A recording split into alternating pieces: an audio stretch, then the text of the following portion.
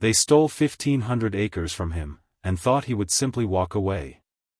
They believed he was just one man, too old, too quiet, too powerless to stand against a system stacked against him. But they were wrong. Because Elijah Ward wasn't just any man, he was the heir to a legacy that stretched across generations, and he was prepared to fight for every single acre, no matter what it took. Before we dive deeper, take a moment to subscribe. If you enjoy true stories where ordinary people rise against corruption and powerful organizations, this is the place for you. Now, let's step into Elijah's story. Elijah Ward was 61 years old. He lived in rural Georgia on land that had belonged to his family for nearly a century and a half. The property stretched across forests, creeks, rolling pasture, and small hills. To developers, it looked like empty space waiting to be paved. But to Elijah, it was sacred ground. His great-grandfather had purchased the first parcels shortly after emancipation, saving coin by coin from brutal labor until he had enough to call something his own. Piece by piece, generation after generation, the Ward family added more until the property reached 1,500 acres. Elijah remembered walking those fields as a boy beside his father, who used to say, "Son, the world can take many things from you, but never let them take this land. This soil carries our name." Those words lived in Elijah's heart. He built his modest home there, rented sections to local farmers, preserved the woods as natural habitat, and lived quietly. He wasn't rich, but he was independent, and that meant everything. But independence was exactly what threatened the new power rising just beyond his fences.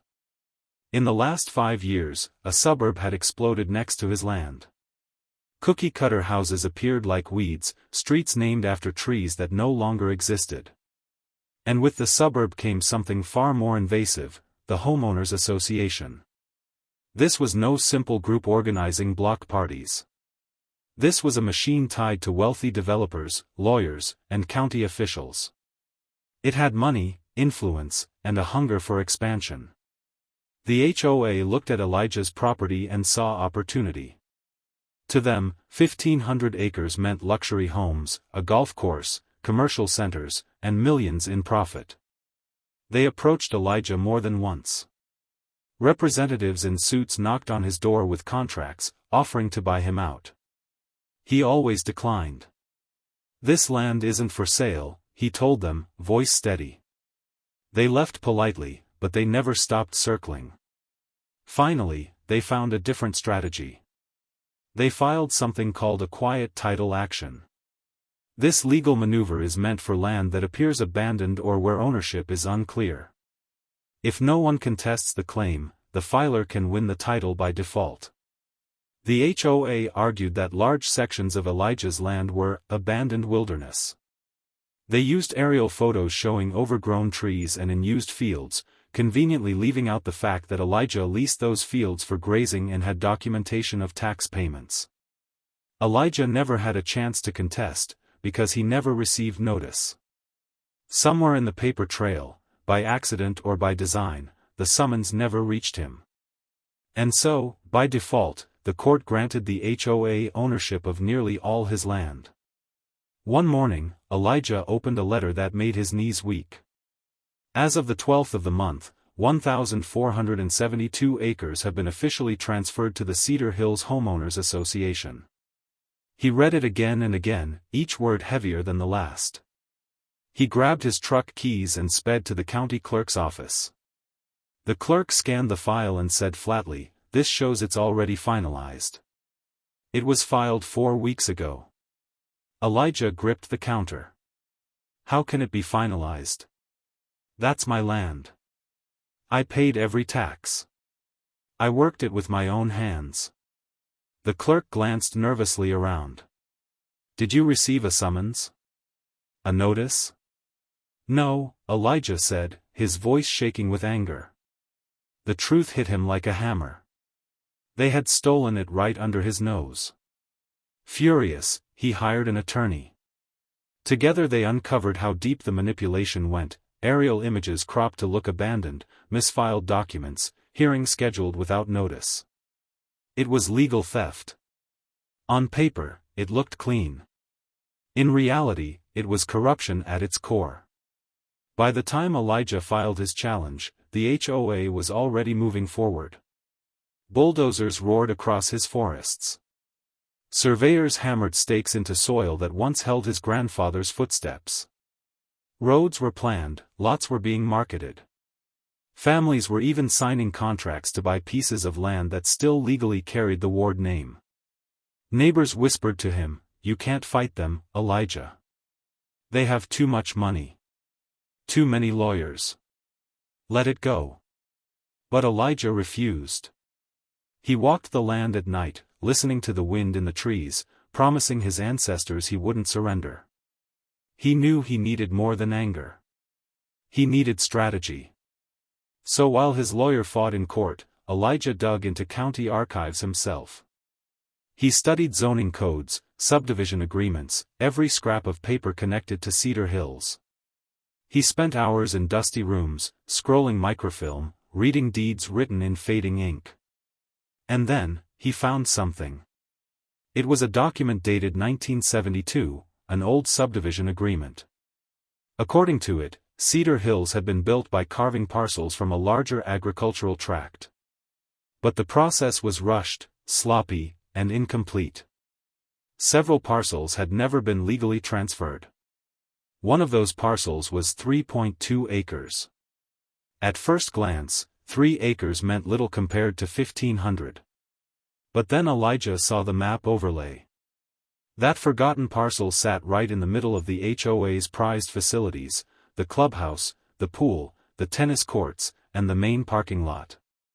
Elijah pulled out the original deed. It was still active. Signed.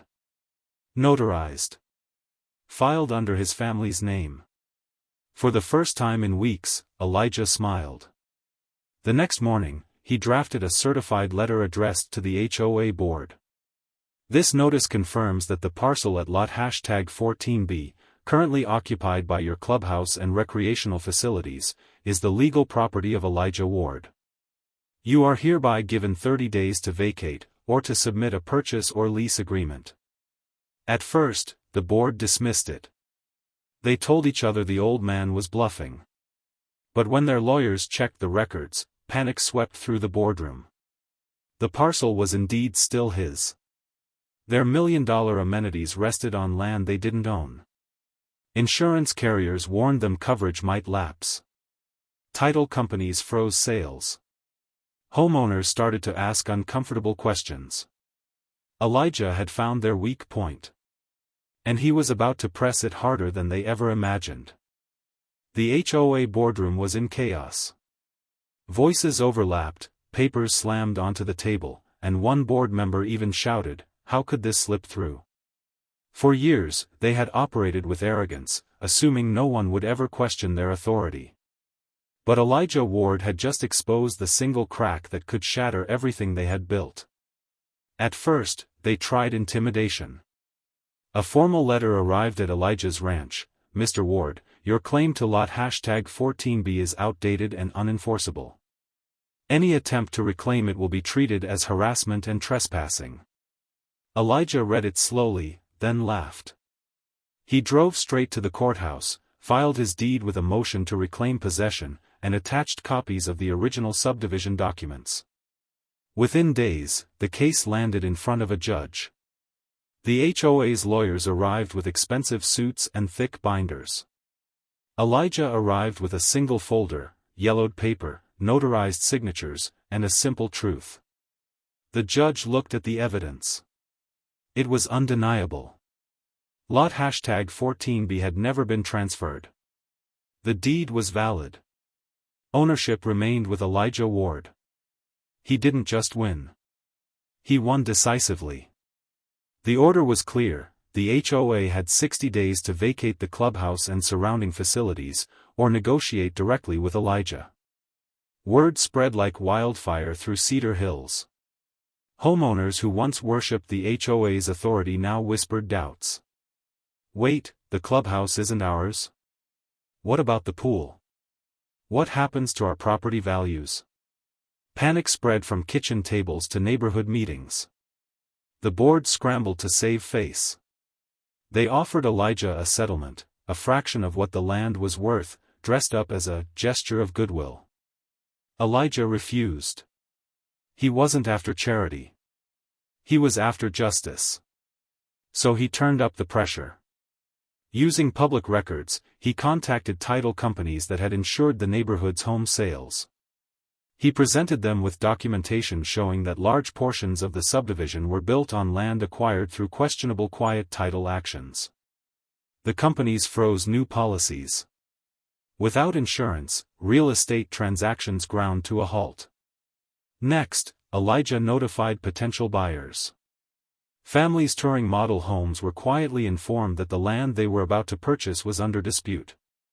Many backed out immediately. Developers panicked as contracts collapsed. Then Elijah sent letters to county officials, demanding an investigation into how the quiet title had been pushed through without him ever receiving notice. Local journalists caught wind of the story, and soon headlines appeared: "Landowner battles HOA over 1,500 acres," and "Generational property stolen by developers." The HOA was cornered. Meanwhile, Elijah walked his land every day, watching bulldozers stand idle, survey flags droop in the wind, and contractors pack up equipment. For the first time in months, he felt hope. He remembered his father's voice: "Never let them take this land." The board called an emergency meeting and invited Elijah to negotiate. He arrived calm, hat in hand, sitting across from the very people who had tried to erase his legacy. One board member leaned forward and said, "Mr. Ward, surely we can reach an agreement. This doesn't need to get uglier." Elijah looked them in the eyes and replied, "You stole from me. You lied to this community. And now, you'll return what was never yours." Negotiations stretched for weeks. Finally, the HOA broke. They had no choice. Facing lawsuits, frozen sales, and furious homeowners, they agreed to a full settlement. The terms were devastating, for them. Elijah reclaimed over 80% of his original land, fully restored to his name.